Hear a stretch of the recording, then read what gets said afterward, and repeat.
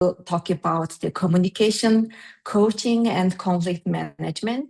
We will start with the communication because the communication is the fundamental base of those coaching and conflict management.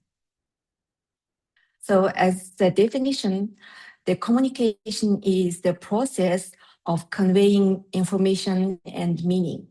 But the true communication happens when only all parties understand the message from the same perspectives.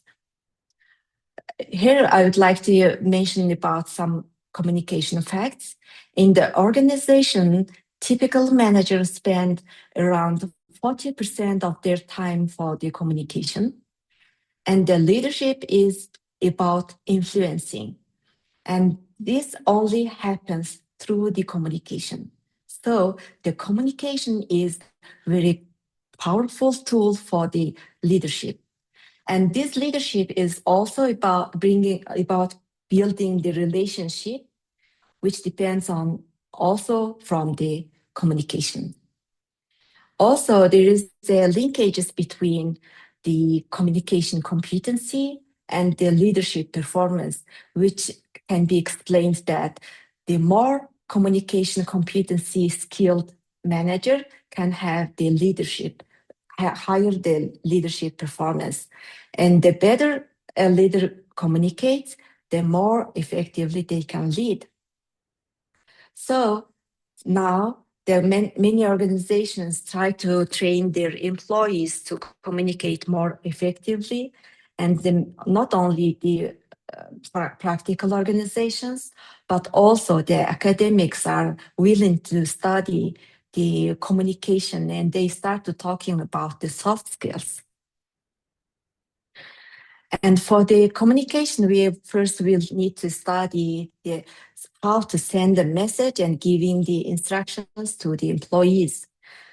The first of all, the communication is a core managerial skill. And as a manager, they send messages in person, face-to-face talks, and over the phone. And also they send their messages in writing, like emails and memos. And giving the clear instructions to the employees is essential for effective leadership. If there is a miscommunication happens, like it is expressed those words like this isn't what I asked for. When this happens, especially it's because of the manager's fault, because the managers give the incorrect assumptions and poor planning messages. And also they have the lack of responsibility of our mutual understanding. The managers should instruct the employees to motivate, and they need to directly affect to their job satisfaction and team performance. So the effective communications equal effective leadership. The first skill is the communication. Then the managers give the clear instructions in detail, all of them. They need to express what they need to do and what's their desired outcome in the future, so that the employees understand what to do and which leads to the greater performance. So before sending a message, you ask yourself that, what is the goal of my message? My message is to express my feeling, or is my message goal is to inform the messages? The first of all, the managers need to set the goal of the message. And the second one, who is the receiver? Who are you writing for? And you need to define who will receive the message and how do they need to be received. Should I deliver this message in my office or in the employee's office?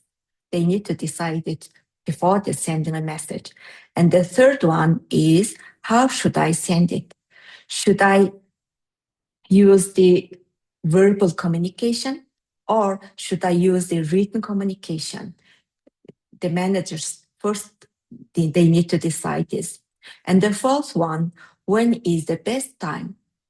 Some managers make a mistake that, for example, the office hours ends at 8 a.m. No, 6 p.m.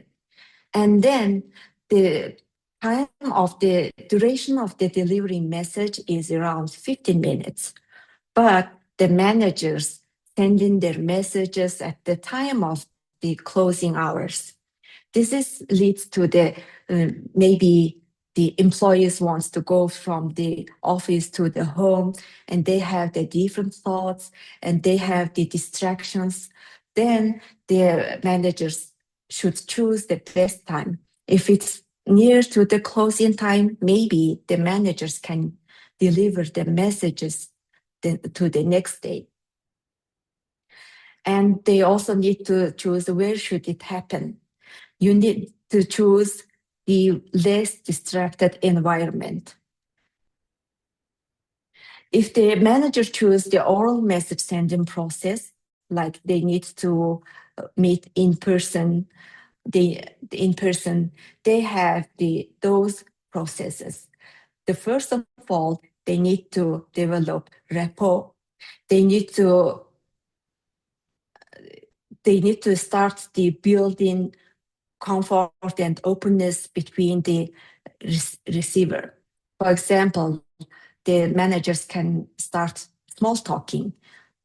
Small talking can flow to the stating your communication objectives, so that the receiver can have easily understand what do you want to deliver. And the second one is state your communication objective. The man can make a mistake on this step because they do not express their objective clearly. They talk too much about before in detail.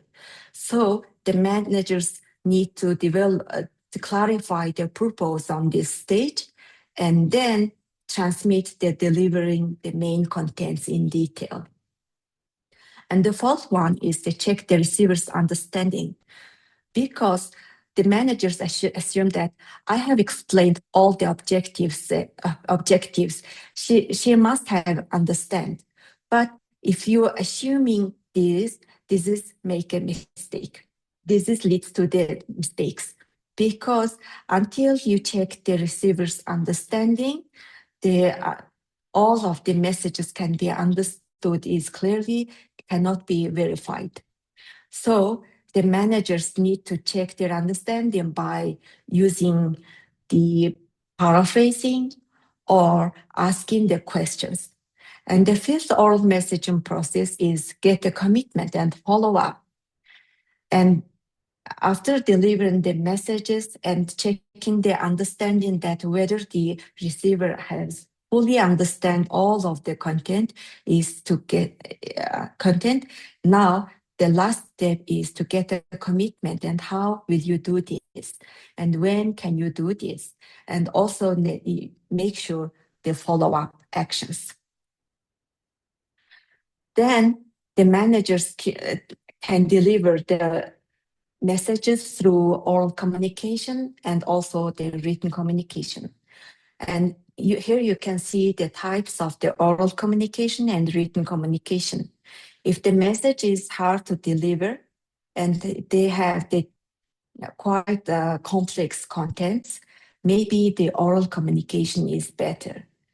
But maybe the procedural actions and the simple ideas can be delivered via the written communications like letter, memos, and post letter and emails. If you choose the written communication, here are some writing tips. Because the writing communication is very essential because the development of the technology and internet, it enables us to communicate globally at the real time. We can like this meeting, we can communicate via internet with the advancement technologies, and it helps improving the communications. So the email or writing communication is the primary tool of the most business messages. In the organization, the writing reflects the professional image and human's intelligence. If you have the poor writing skills, maybe the reader can assume that you have the low intelligence and you have the low professional images. So the employees or the managers need to improve their written communications. Also, the poor grammatical errors and unclear writing can harm the credibility of the managers. So that's why the writing skills matter in the organizational culture. You need to understand that written messages stay on record and they can be archived. They can be shared or forwarded easily to others. So make sure that your email is so understanding and is more professional way.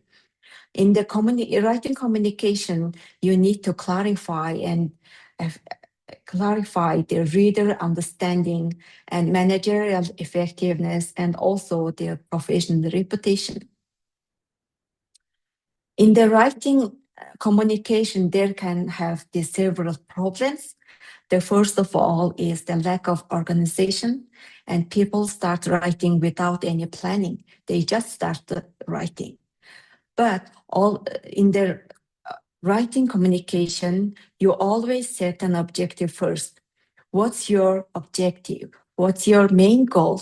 Is it your main goal is to influence the others, or you want to express your feelings, or you just want to deliver the messages? Then the second one is who's your audience, and choose the better way to make sure that audience can read the messages in the flowing the ways. And the third one is what do you want them to do? You need to clarify what they need to do based on this writing. And we have some writing tips. The first one, before writing, you need to set an objective first. And the second one is identify who's your audience and make the outline of the key points. Then keep the writing short and simple. Use one topic per paragraph. You cannot mix all of the contents in only one paragraph. And you need to use 5 sentences per paragraph on average and 15 words per sentence. Keep in mind those rules of thumbs for the writing communication. Also, remember that keep tone professional and more direct way.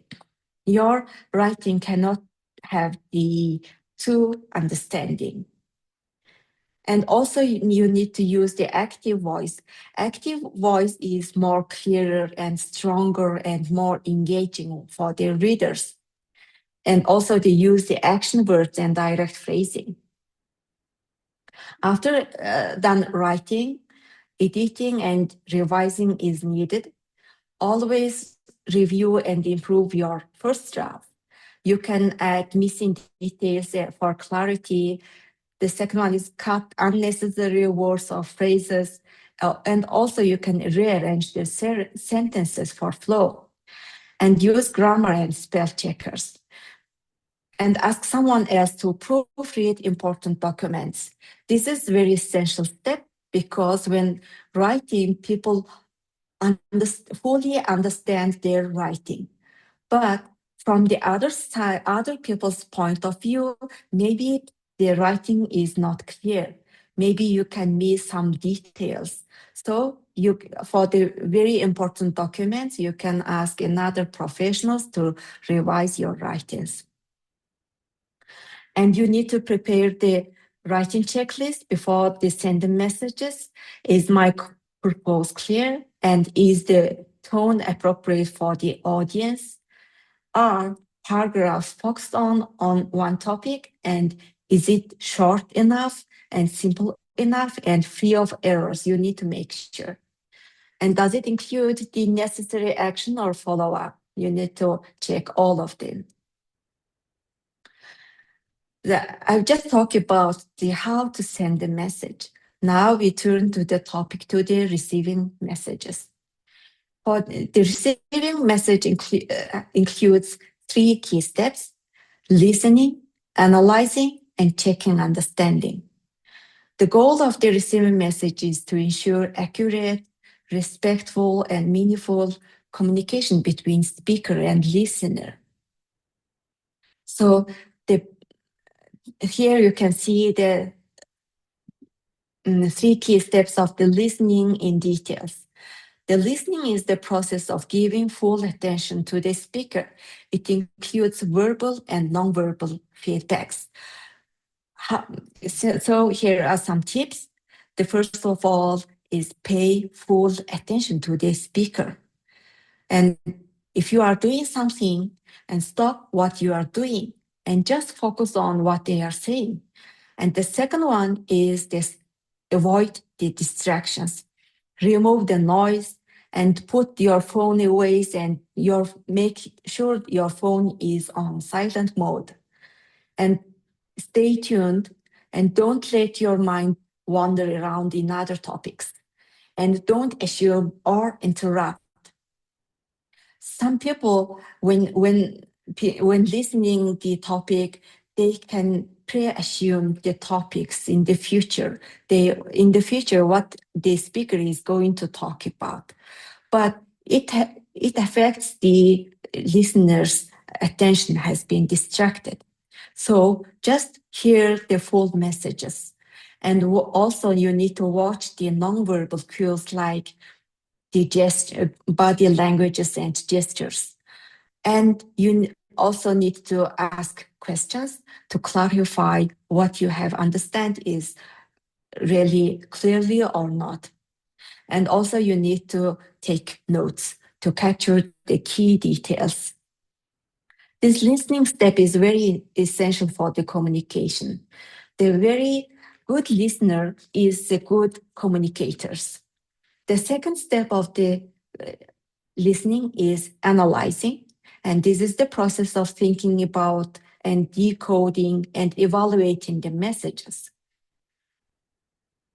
On average, people speak 120 words per minute, but their brain can process around 500 words per minute. The difference between them is around 380 words per minute. This difference leaves the time for distraction. So be sure that you have understood all of the speaker's idea without any distractions. And after you're listening, you need to analyze effectively and think actively, organize and summarize. Also, you need to paraphrase and interpret what you have just listened. And also the second one is use your brain's extra time to reflect, not wonder. Pay attention to the speaker and wait to evaluate, listen fully before judging. Most of the people, when listening, they start judging the speaker. So before judging, you need to listen fully and at last, base conclusions on facts, not stereotypes. The third step of the listening is checking understanding. This is the process of giving feedback to confirm shared meaning. After you have listened, for example, in the classroom, as a lecturer, we teach the topic to the students. There may have the 60 or over students in the classroom. If the one teacher taught about any topic, maybe 60 different understanding can be raised. So after the lecture, the teachers usually make sure that all of the students can understand the full topics for the shared meaning. Also, this step is also works for the listening steps. To check the understanding, we use the paraphrase. Paraphrase is restating or repeating the speaker's messages on their own words. And also the paraphrase confirms that you have understood correctly.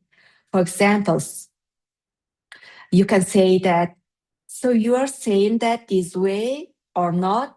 You mean that this way? These phrases can be used for checking understanding. And also you need to watch the nonverbal cues like the body languages and observe whether the other person understands your response. And also you need to clarify immediately if confusion appears. After all of these steps, mutual understanding can be shared and stronger trust can be built. And the next one is giving the feedback. You have sent the messages and listened to the others. Now it's time to give the feedback. The feedback is the process of verifying the messages and determining if objectives are being met. This feedback step helps ensure that communication is accurate and meaningful and leads to the desired outcome. In the feedback, we have the two main purposes. The first one is the verifying messages. Verifying messages can be done through confirming understanding, like paraphrasing and asking a question. And the second one is meeting objectives. You need to track their progress towards the performance goals. In the verifying messages, we can use questioning and paraphrasing and allowing the comments or suggestions openly. This feedback is also works as a performance measurement tool. For the performance, we usually can have the set the goals can be measurable. And it helps the leaders and organizations track their progress towards the objectives using this feedback.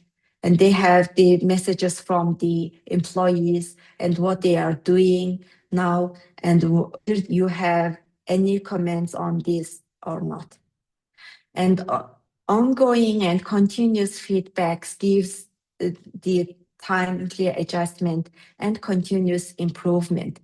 If you haven't got any feedback from your employees, maybe employees can have the different results at the end, and you need to redo all of the actions again and again. Preventing this mistake, the managers always have the feedback from the employees. By using the feedback procedure, the managers can ensure the mutual understanding between senders and receiver. And without any feedback, messages can be misunderstood and leading to the errors. And you need to do all of the work again, which results to the wasted time and frustrations. And feedback helps both managers and employees grow and improve their performance together. As a manager, they need to be open to the feedback. You should not get the feedback as a criticism. The feedback is a kind of the criticism, but it is a key tool for personal and professional growth. You must be open to hearing things you may not like. Even you can receive the uncomfortable truth about you. Many people, when receiving the feedback, they become more defensive. If the person are becoming the more defensive way, they start listening. They start doing nothing and just want to defend yourself from the criticism. So when you having the feedback from the employees, you also need to learn how to receive and how to understand the feedback. If you react the feedback very emotionally, the feedback will stop. But keep in mind that no pain, no gain in the future. So having the feedback from the others is hard, but you need to resist, and also you need to learn from your fault in the future, which leads you to the greater performance in the future. Here you can see the 4 guidelines for the managers and the communicators. The first rule is be open to feedback. You need to encourage the questions, and you need to encourage your employees to feedback your actions, and never punish the curiosity. Maybe you can receive the stupid questions, but there is no dumb question. You also need to give any feedback to these questions, because one statement can be understood in various ways. And the second one is use positive and nonverbal cues. We use the facial expressions and tones, and this can be show the patience and openness. And also you need to observe the nonverbal signals like confused looks and raised eyebrows. This often expresses the misunderstanding. So you need to clarify again and again. And the third step for the managers is asking specific questions. Don't just ask any questions. When you ask just any questions from the others, they don't often reply your questions. Instead, you need to ask that, what's your understanding of the next step? Or how would you summarize the main task? These specific questions can get the feedback feedback effectively. The fourth step is using the paraphrasing.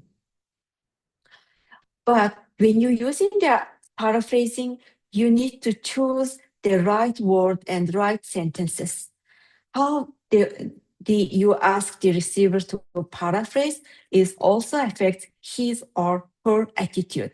Here, these red words like, now tell me what you are going to do, so we will be sure that we are in an agreement. When the employees hear these sentences, they stop giving feedback because they assume that maybe the managers is judging me. But the second one is, would you tell me what you are going to do so that I can be sure that I explain myself clearly? Hearing these sentences encourages employees to collaborate and expressing their feelings towards their messages. So when using the paraphrasing, you need to choose the right tone to express your words.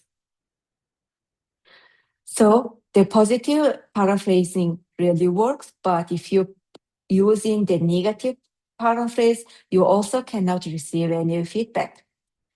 And using the positive paraphrasing helps to reducing pressure and blame, and it builds the trust and cooperation and encourages the employees to communicate openly, and it improves accuracy of instructions and task completion.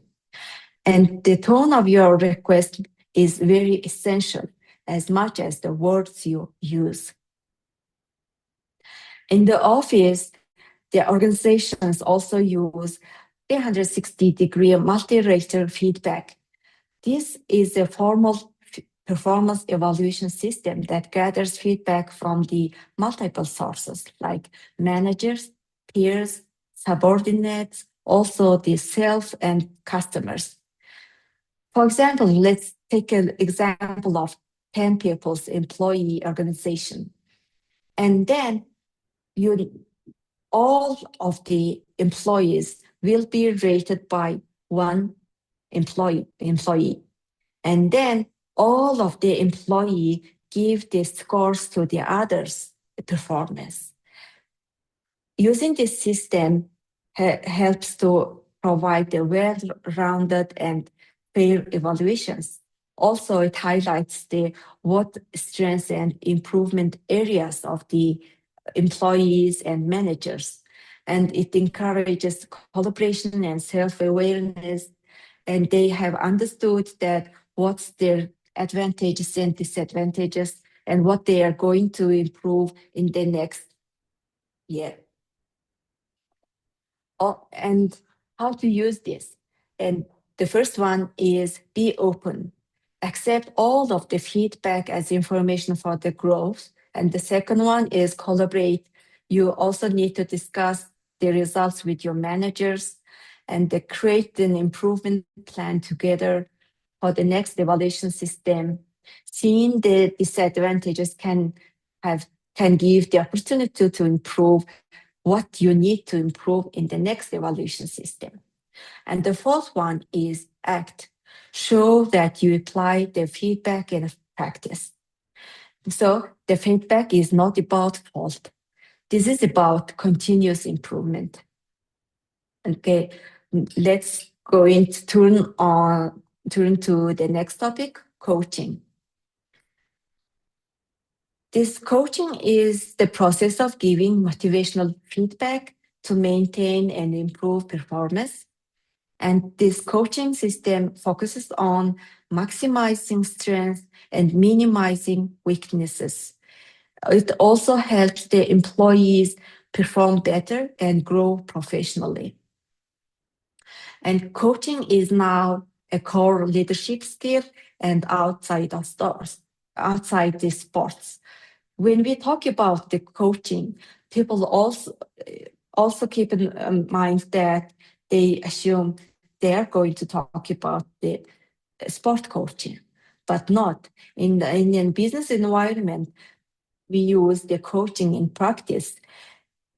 It is really inspired by the athlete coaching techniques because having the coach leads the athletes to the steady guidance and performance improvement and motivation. Having this technique to the business environment, it coaches the new employees for the organization. Also, it is very important for the employees learning new roles or tasks. Here are the 10 coaching guidelines. The first one is develop a supportive working relationship. In the coaching guideline, in the coaching communication, the one is the manager and the other one is the new employee, for example. So the manager and employees should develop the supportive working relationship. They just don't need to be a friend. They need to support each other. And the second guideline is give praise and recognition. Giving the praise like the certificate of achievement and the awards, the ceremonies, events is a part of this coaching guidelines. And the third one is stop blaming the faults. And this is making the employees more embarrassed. Avoiding the blame helps to develop the healthy working environment. So stop blaming the others, just focuses on their achievements. And the fourth one is the focus on the behavior, not the person. In the business environment, people usually focus on the person, not what they are talking about, what are their behavior. They just started and observing the person and what should we judge them. Stop doing the judgment and blaming the others, just focus on their behavior. And the fifth one is have employees assess their own performance. And it helps the employee to understand their advantages and disadvantages on their own. And the sixth one is give specific and descriptive feedback. If you haven't given any feedback to the employee, they cannot understand what they are doing wrong or right. You need to clarify what they are doing right and how you improve. Also, you need to give some descriptive feedback to improve their performance. And the seventh one is give the coaching feedback. And the eighth one is provide modeling and training. If you hire a new employee, you can model and assign a coach to the new employee as a training program. And the ninth one is make feedback timely but flexible. You need timing is very important. So that the employee can understand their faults. Right after making the mistake, giving any feedback on that time maybe is not necessary. Maybe you can give some time to understand their faults on their own, and after they have understanding, you can give the feedback. It helps the receiver understanding their faults and they can be motivated. And the 10th one is also about the criticism. Don't criticize the others. Just focus on what they have done right and what they need to improve. Don't talk about their faults. If you criticize, they stop doing nothing. They stop doing anything. So the criticism is the act of pointing out the mistakes and what their mistake was and placing the blames on them and judging whether a person has done right or wrong. It usually focuses on the person, not the behavior. But we need to focus on behavior, not the person. It often causes the embarrassment and defensive instead of improvement. If you start criticizing the others, the people started becoming the defensive manner. They start defending their actions. They start defending their self. So you cannot criticize the other people. Because when the people are criticized, even when it's called constructive criticism, the four negative outcomes can happen. They become defensive. The first outcome is here. They try to justify or blame others instead of accepting the feedback. The second one is they stop listening. They just concentrate on defensive manner. And people tune out what is being said and don't process the messages. And the third one, they feel bad about themselves. Criticism lowers self-esteem and confidence, which leads to the poor performance. And the fourth negative outcome can be they dislike the task or the critic. Negative emotions can be developed toward the job or to the manager, resulting that criticism damages their relationships and motivation and performance. Maybe some criticized employees can leave their work. So when the people more criticize, the less they care about improving. They just start doing nothing. Employees often start thinking that employees doesn't care, the managers doesn't care about us. They don't appreciate our work. So why do we need to do this work? They start thinking this way. As a result, they do the bare minimum, meaning that they do nothing, so that they cannot be criticized in the future. And the second one is avoiding the risks or creativity to escape the blame. But this taking the risky behavior or the creativity leads to the innovations. And also by criticized employees hide their mistakes from the managers. They just hide in their mistakes and stop learning from others. And they feel they're anxious and feel stressed. And when the manager approaches and criticism destroys everything, like the motivation and building the trust, also the poor performance. Instead of criticizing, managers need to focus on the coaching actions and praising and recognizing their achievements and giving the constructive feedback that builds the confidence, not the fear. So what's the difference between criticism and feedback? Criticism focuses on what people did wrong, but coaching focuses on what the people did right. So the main difference is here. The criticism makes the people feel like they are like losers and reduces their motivation. But coaching feedback makes employees feel like they are winners. They can do anything and builds their trust and confidence and determination to the performance. And good coaching builds success by creating the trust and focusing on growth instead of faulting. So don't criticize the others. If your organization can have the employees who are performing below the standard. If you have these kind of the workers, all 10 coaching guidelines, just I have mentioned, you also need to work on this. And managers often make the mistake of criticizing the poor performance, blaming them, and they feel more shy and they feel like they are losers.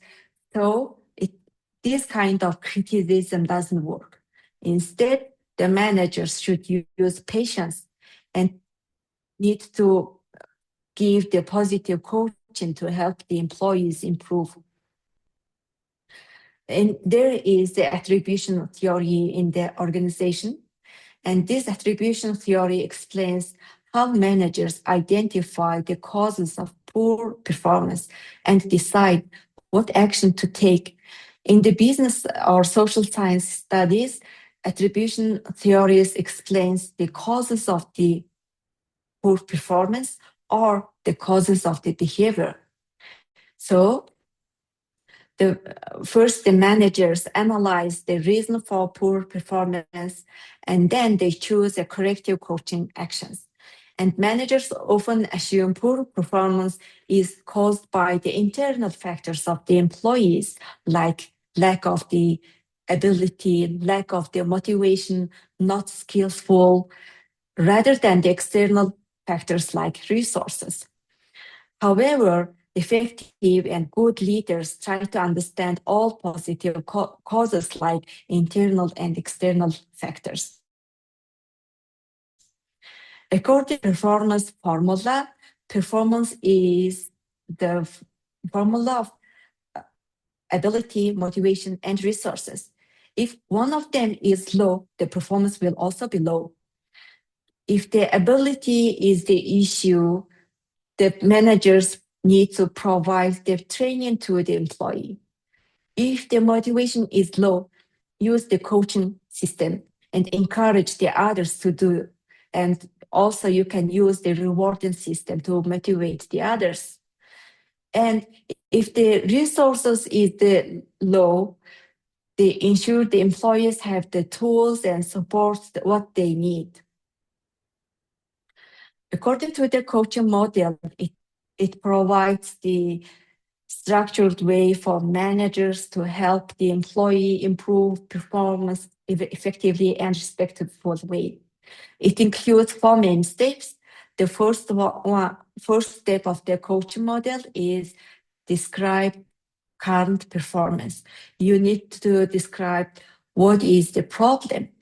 If the problem is ability, you just if the problem is the ability, or if the motivation is can be the problem, or the resources can be the problem. First of all, you need to describe the current performance, and the second one is describe desired performance and what you want to achieve in the future. What's the desired outcome of this action? You need to describe in all of the details to the employees. And the third one is get the commitment to the change. On the second step, if the ability is the problem, you need to give the coaching program and skip the third step of the commitment. You don't need to get the verbal commitment from the employees who have the lack of the ability, not skillful.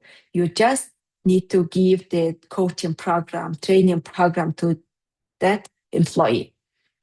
And the third, but if the problem is motivation, meaning that the employee is already know what to do, but they don't do.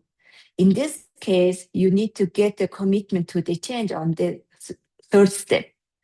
And the fourth step is you need to do the follow-up checks. You need to check whether the employee is doing what they have committed or not. And the next topic is about the mentoring.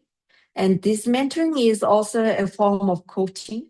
And the difference between of them is coaching is like more less short-term oriented, but the mentoring program is long-term oriented.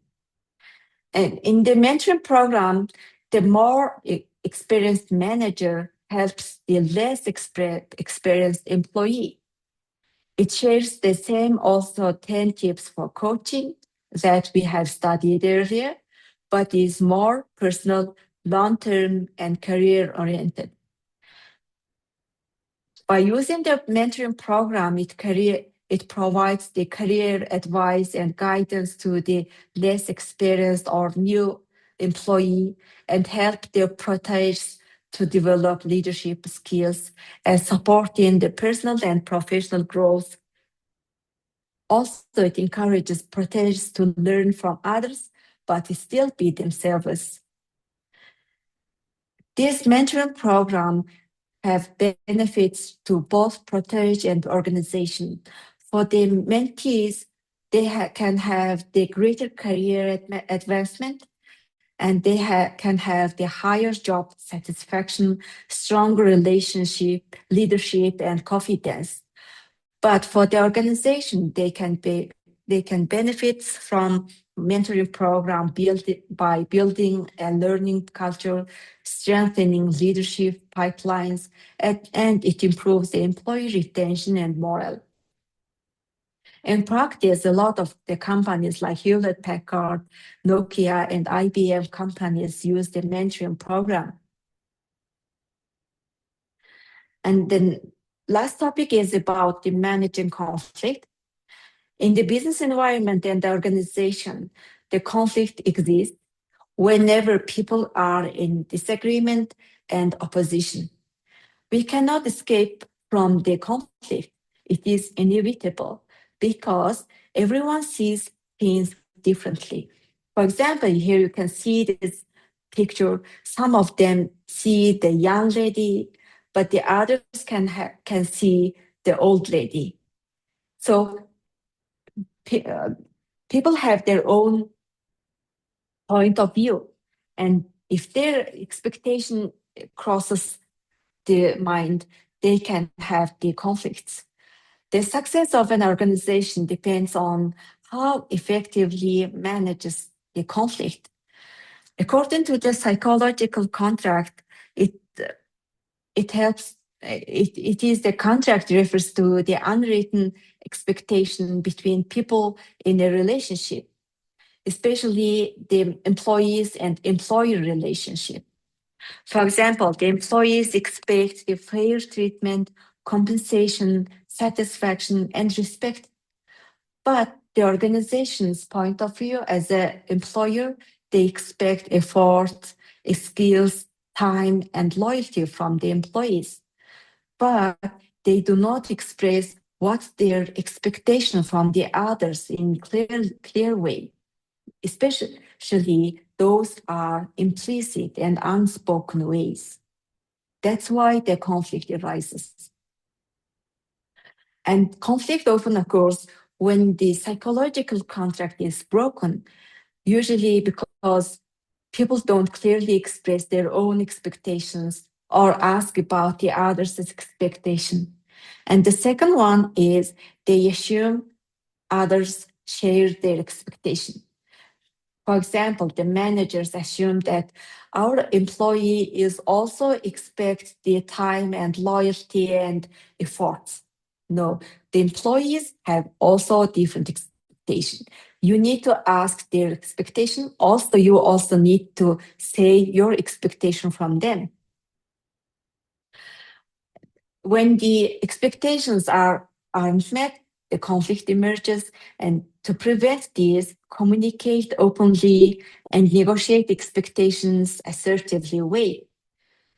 And effective leaders they face the conflict regularly, and managers spend an average of 7 hours per week resolving staff conflicts. And this conflict management is very essential skill that directly impacts the company's success. As teamwork increases, so does the need for effective conflict resolution skills. If the team's members have the conflict between them, the managers need to resolve their conflict. You cannot skip or ignore their conflict. In a global context, leaders must be culturally sensitive to avoid misunderstandings. There can be two types of the conflict. The first one is dysfunctional conflict. It prevents achievement of organizational goals, often emotional or personal conflicts. The negative outcome arises from the dysfunctional conflict because the goal of this conflict is just personal. Then the functional conflict can also be raised in the organization. It promotes open discussion and new ideas and leads to better decision and innovation.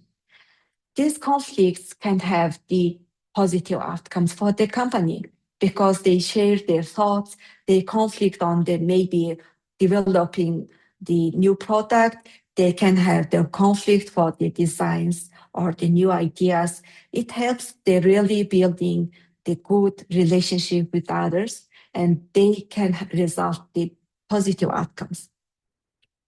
So this conflict is unavoidable and inevitable, but when we manage it well, it can drive the growth, creativity, and better teamwork. In the organization, in practice, everyone can have the conflict, both personally and professional conflicts. How you handle the conflict depends on your concern for your own needs and concern for others' needs. There are five main conflict management styles, depending on the concern level. And for example, if the concern level is low for self, high concern for others, you prioritize others' needs over your own, resulting in the passive behavior. You show no behavior during the criticism or during the conflicts. You just be on silent mode. If the higher concern level for self and low concern level for others, you push your own needs regardless of others. You think that only my concern is important, not the others. In this way, you show the aggressive behavior. And if the higher concern for both self and others, You aim for mutual benefit and cooperation. And in this way, people show the assertive behaviors.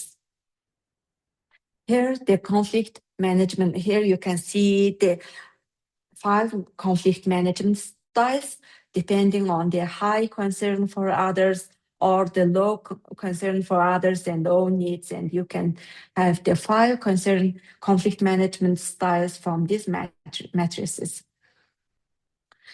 For example, in here, we have the high concern for others' needs and low concern for own needs, which results to the passive behavior, you win, I lose behavior. On the other side, the high concern for others and own needs, it results to the assertive behavior, win-win situation. And here you can see the forcing conflict style. This is called the aggressive behavior. You lose, I win. The concern for yours is not important, but my concern is important. But on the 5th way is negotiating conflict style. This is also a kind of the assertive behavior. You win some, I win some. These are the 5 conflict management styles. And depending on the styles, the first one is the avoiding behavior. In this one, concern for self is low, concern for others is low. When this happens, the people shows the passive behavior. So you can result to lose-lose outcome. Both of you and both of others will lose as a result. And the second one is accommodating style. In this style, the concern for self is low and concern for others is high. In this way, you win, I lose. You also show the passive behavior. And the third one is the forcing. In the forcing behavior, concern for self is high. Your need is high, but the other's concern is low. In this case, people show the aggressive behavior, but the result is win-lose. You win, the others lose. And the fourth negotiation style is the moderate. Concern for self is moderate, and concern for others, moderate. This is a kind of the assertive behavior. And as a result of this behavior, people have partial win-win. Some of them you win, some of them others win. And the 5th one is collaborating style. Concern for self is high. Also, the concern for others is high. In this style, people show the assertive behavior, and as a result, people have the win-win outcome. The collaborating or the 5th style focuses on assertive resolving conflicts in a way that meets the needs of both parties. A win-win approach. Effective leaders use this collaborating style. They address the disagreements directly and respectfully, and they preserve relationships while resolving the problem. And also they build their culture of cooperation based on this relationship. And the 3 roles in the conflict resolution is the first one is initiator's role. The initiators work as the person who brings up the issue. What is the problem? And the second one is responder. The person is being confronted is called responder. And the third party is mediator. The mediator's role is a neutral third party who helps others resolve conflict. In other words, initiator and responder have the conflict, and mediator helps to manage the conflicts between them. So in this case, we can use the 4-step conflict resolution model. The first one, as a mediator, they can plan a BCF statement. This BCF statement is translated into behavior, consequences, feelings. Define the issue objectively and take the ownership of your problem. For example, when you talk during my presentation, I lose focus and others get distracted and I feel frustrated. You can state the issues. The second one, present your BCF statement and agree on the conflict. In this case, share your short statement, then let the other person respond and repeat calmly until both agree that a problem exists. So you cannot just share your own thought. You also need to listen the other person respondents. Then they repeat calmly and stay calm for the conflict. I would like to talk about how we can fix this. This phrase can help to calm your conversations. And the third one is ask for and or give alternative resolutions. And ask what solutions the other person suggests. You also need to offer your resolutions and focus on the mutual benefits, not only pay attention your benefit. You also need to focus on the other's benefit. And the fourth one is make an agreement for change and agree on the specific actions or behaviors to resolve the issue. Write it down if it's a complex problem. So here we have the four steps. The first one is the listen carefully, and also you can use the paraphrasing, the conflict using the BCF model. The second one is agree with some part of the complaint. You need to show your understanding. You cannot just reject the other people's complaint. You also need to hear and listen and show your understanding. And the third one is ask for or offer alternative resolutions, like, what do you think we can do to resolve this issue? Or I would like to suggest this way. These phrases can help you to make a resolutions. The fourth one is make an agreement for change. So the goal of this conflict resolution is take the responsibility for your part and show the willingness to collaborate with the people with complaint.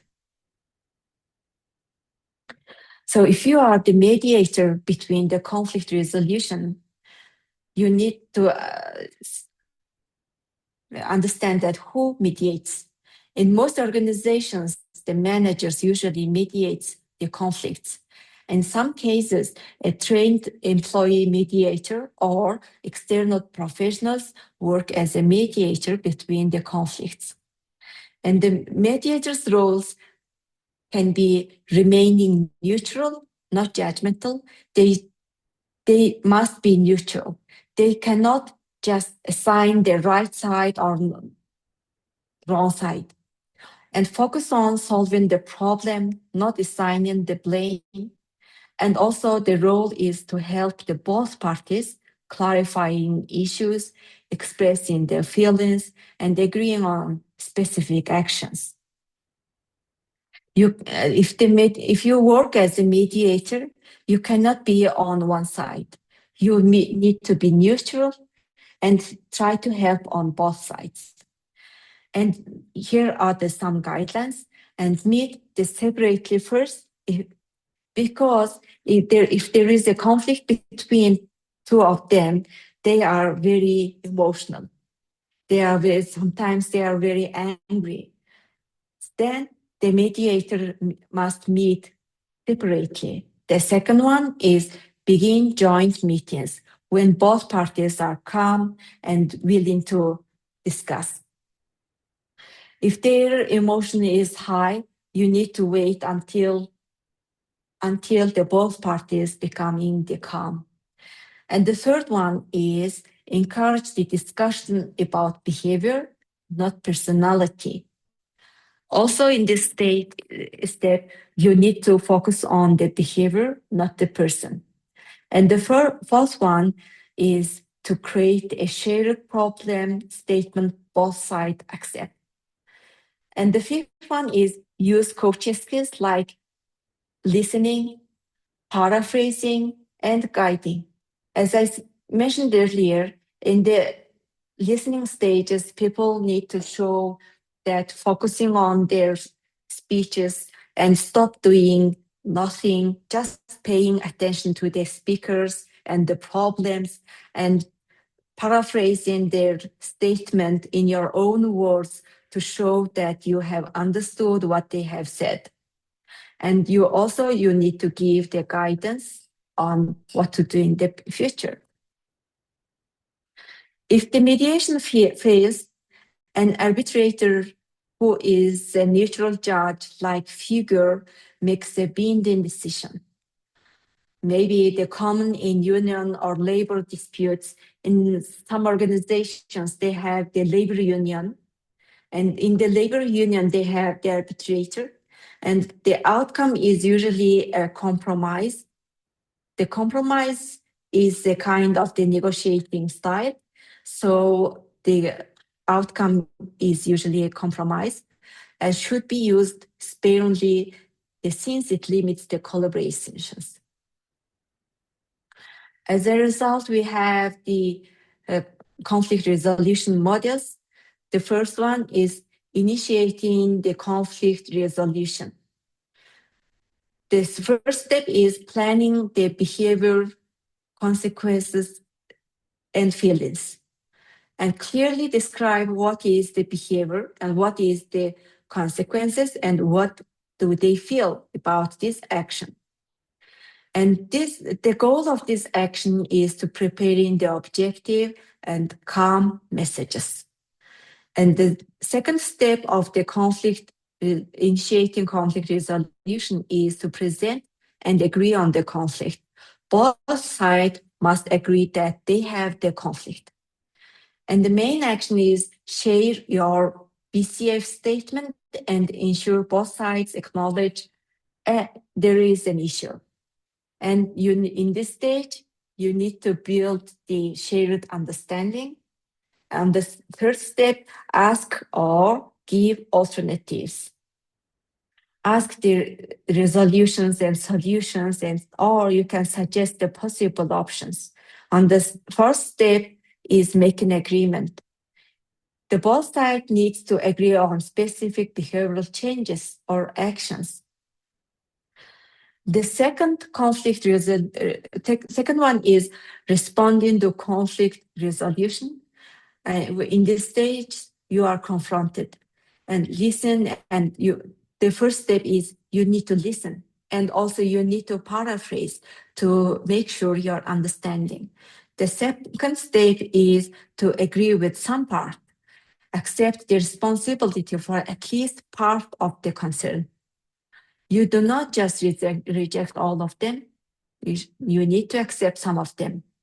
And the third step is ask for or offer the alternatives, and you need to discuss the possible solutions together. If you agree some of the problem, the other side has become willing to discuss.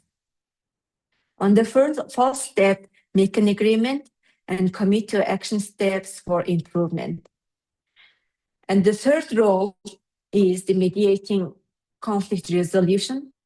In this role, you are a neutral third party.